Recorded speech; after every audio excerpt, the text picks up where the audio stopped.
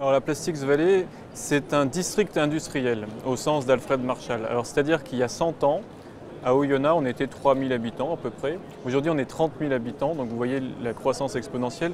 Comment ça s'explique? C'est qu'on avait un savoir-faire artisanal qui était la création du peigne et des ornements de coiffure en bois. On retrouve ce même genre de caractéristiques dans le Jura, où ils vont tailler des pierres en hiver, des pierres précieuses, ou construire des montres pour la Suisse, puisqu'on est entre Lyon et Genève. On est à 1 heure de Lyon et à 1 heure de Genève. On est aux portes du Jura. Et il y a 100 ans, les Oyonnaxiens sont montés à Paris à l'exposition universelle. Ils ont découvert l'acétate de cellulose, c'est l'ancêtre du plastique. Ils l'ont ramené sur leur territoire.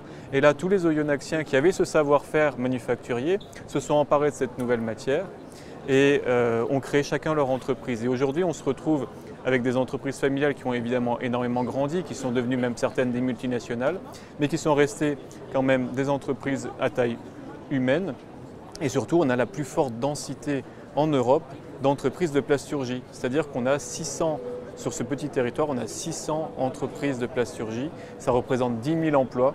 Donc vous voyez, sur une ville-centre de 30 000 habitants, 10 000 emplois déjà dans la plasturgie. On est en plus dans un territoire extrêmement industriel, c'est le territoire de l'Ain, qui a longtemps été le premier territoire industriel de France. Aujourd'hui, on est le 3e. Et Oyonnax est la 2e ville de ce département de l'Ain. Alors, on recherche à peu près tous les postes en fait. En 2008, on a connu la crise, comme toutes les entreprises en France, plus particulièrement les entreprises de plasturgie qui travaillaient sur le secteur de l'automobile et les sous-traitants que nous sommes.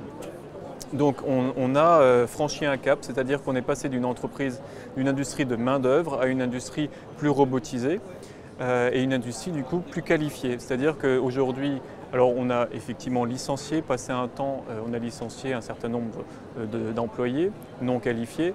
Aujourd'hui, on s'est positionné face à la crise sur des secteurs porteurs, c'est-à-dire qu'on est toujours sur l'automobile bien sûr, mais on est allé sur le médical, sur le cosmétique, on est parti sur l'aéronautique. Passé cette période de chômage assez important quand les entreprises ont licencié les personnes non qualifiées, on a fait remonter en compétence ces personnes, elles ont pu réintégrer les entreprises. Aujourd'hui, on est en quasi plein emploi. Donc on est passé d'un chômage à 2 chiffres à un chômage à 7-8%, en dessous de 8%.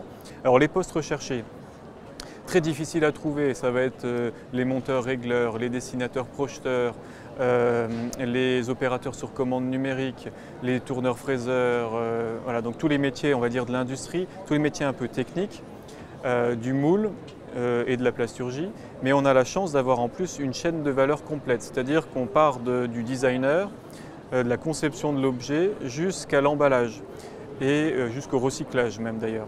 Donc on recrute aujourd'hui dans absolument tous ces métiers et tous les métiers support également. Donc on a 300 offres d'emploi dans l'industrie. Donc ça va de la secrétaire en passant par le service comptable, service RH, etc. jusqu'à l'ingénieur, voire même jusqu'aux chercheurs, puisqu'on a, on a le seul centre technique industriel dédié au plastique et composite en France. Et on a 2 pôles de compétitivité, un pôle dédié plasturgie bien sûr et un pôle dédié bois, donc Plastipolis, Exilo Futur.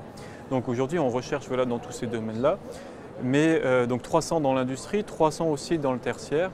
Alors l'hôpital par exemple, qui est notre plus gros employeur, 800 fiches de paye, recherche toujours quelques salariés. Toutes nos entreprises aujourd'hui sont même obligées de refuser des clients en fait, parce qu'ils n'ont pas les salariés pour mettre derrière les machines et pour répondre favorablement aux clients qui passent des commandes.